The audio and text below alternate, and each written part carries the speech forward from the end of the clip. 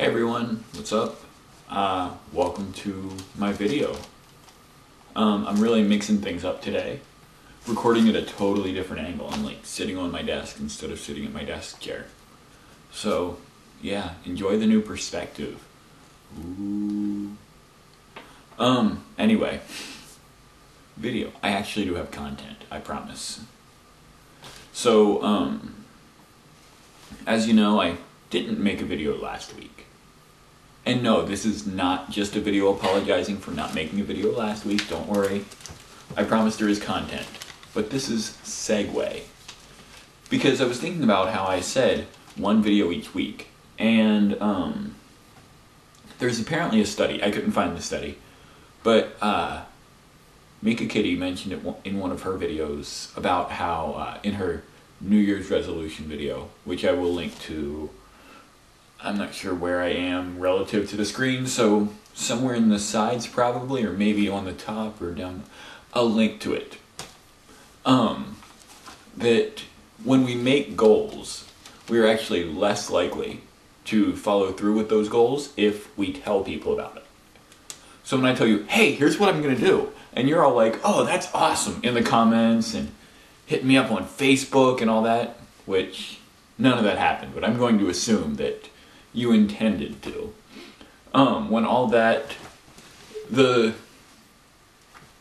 approval that I get from that is apparently sufficient, and then my brain says, you know, I don't actually need to do that, because I already, earned that approval. And that's not, a conscious thing that I do. But apparently that's what most people do. And it's weird, because, when I said that, I felt a pressure to do it. But also I don't really want to. So yeah, I actually did have a good reason last week, but I'm not going to talk about it. It's on my Facebook page, which is in the description, if you want to find out. Anyway, when I was looking for that study, though, I did find that if you Google less productive, the first suggested search is women less productive than men. I'm not saying anything about that. I'm just saying that's what Google suggested I search for. But anyway,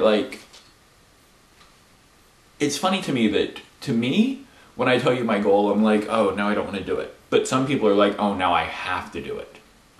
And just the way that we all think differently, that our minds all work in different ways. And no two people are exactly the same. I was thinking about, you could compare the way that I think to the way that my sister thinks. And I didn't run past her what exactly this, what she does think when I think this. But these are just examples that I could totally see her saying. And anybody who knows my sister, feel free to verify this. I'm talking about Katie, as you would probably figure out. Anyway, let's say that you ask me about coffee. I can explain to you a lot about coffee. I can tell you why one brewing method is better than another. Better. Yeah, better's an ugly word. Anyway, why I personally prefer one brewing method over another, why grind matters, how certain regional things affect coffee, and I can tell you all kinds of things about coffee that you don't really need to know. And I don't even need to know. But if you ask my sister about coffee, she might talk about coffee for 10 seconds. And then she'll tell you about tea. And then she'll start talking about the Mad Hatter's Tea Party in Alice in Wonderland and tell you about her favorite scene in Alice in Wonderland. And in 45 seconds, she's discussing to you what's weird about the lighting in her apartment and how that led her to wear 2 different shoes. And yeah. But let's say that you actually ask us about Alice in Wonderland. Hey, what's your favorite scene in Alice in Wonderland? Dude, Katie could tell you all about her favorite scene in Alice in Wonderland, I'm sure. Which I could actually see being the tea party scene. Although it's probably the croquet scene. Anyway, she could tell you all the details about it. But if you ask me about my favorite scene in Alice in Wonderland, I will probably spend 15 seconds talking about 3 different scenes. And then, oh man, then I'll remember that Gwen Stefani did that video, What Are You Waiting For? Where she was Alice in Wonderland and with all the like Japanese girls and they call her Miss Stephanie and... Wait, what do you mean you've never seen that video? You need to watch it. It's linked somewhere. What do you mean you're not going to watch it because you hate Gwen Stefani? You hate Gwen Stefani? I will have you know, I have had a crush on Gwen Stefani since 1996. That's my second most serious crush behind Emily Dickinson. No, you did not just say that.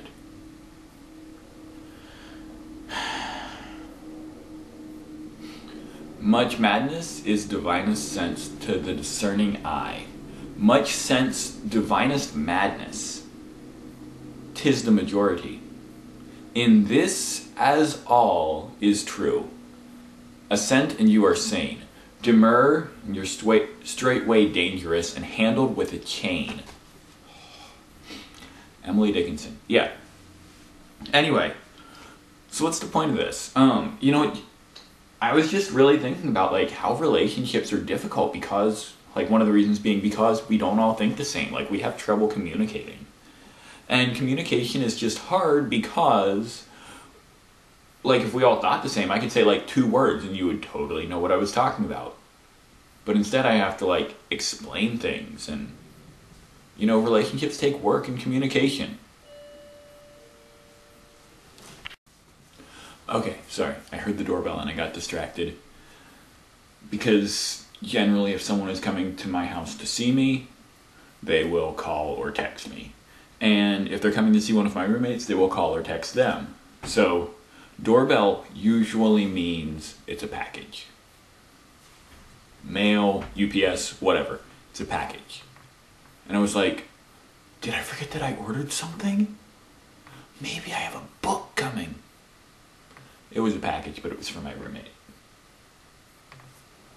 Anyway, yeah, relationships are difficult because we're all different. Communication is super important. So, yeah, communicate with people. Like, say what you mean and, you know, just like be open, be vulnerable, tell people how you feel. And, you know, love people. Like, it's really easy, especially for dudes, to be like, I'm tough, I'm a man. You know, like, men can convey their feelings too. Like, there's a lot of strength in that. In, like, realizing that, or being open about the fact that you have weaknesses is strong. Like, it's really weak to be like, oh no, I'm tough, I don't need you. Like, that's not manly, okay? Don't be stupid. Man, I completely lost my train of thought.